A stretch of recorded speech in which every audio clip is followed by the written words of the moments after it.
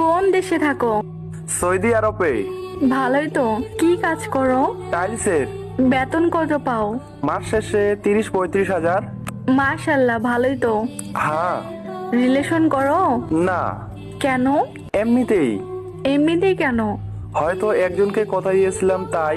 কাকে? কাকে তুমি সেটা ভালো করেই জানো।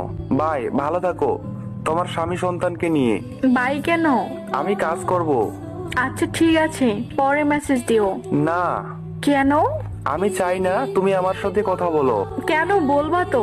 না, এটাই আমাদের শেষ কথা। আর কখনো আমাকে মেসেজ দিও না। ভালো থাকো। দোয়া করব সবসময় তুমি যেন তোমার স্বামী সন্তানকে নিয়ে ভালো থাকো। আল্লাহ হাফেজ। এমনটা করো না প্লিজ, আমি বুঝতে পারি নাই।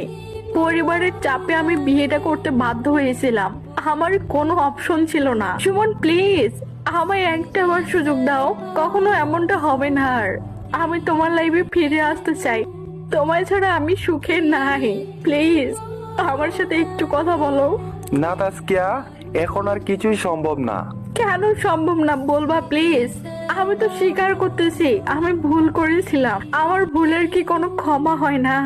না, তুমি তো একটা বার আমাকে বলতে পারতে, কিন্তু না, তুমি সেটাও আমাকে বলনি। এমনকি তোমার বিয়ের খবরটাও তোমার বান্ধবীর কাছ থেকে শুনতে হয়েছে। তখন আমি বেকার ছিলাম বলে তোমার যোগ্য ছিলাম না। তাই তো একটা চাকরিজীবী ছেলে পেয়ে 2 বছরের ভালোবাসা 2 সেকেন্ডে ভুলে ভুলে গিয়েছিলে।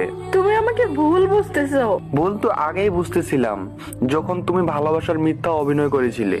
দেখো সুমন, আমি তো স্বীকার করতেছি আমার ভুল হয়েছিল। আমার ভুলের কি কোনো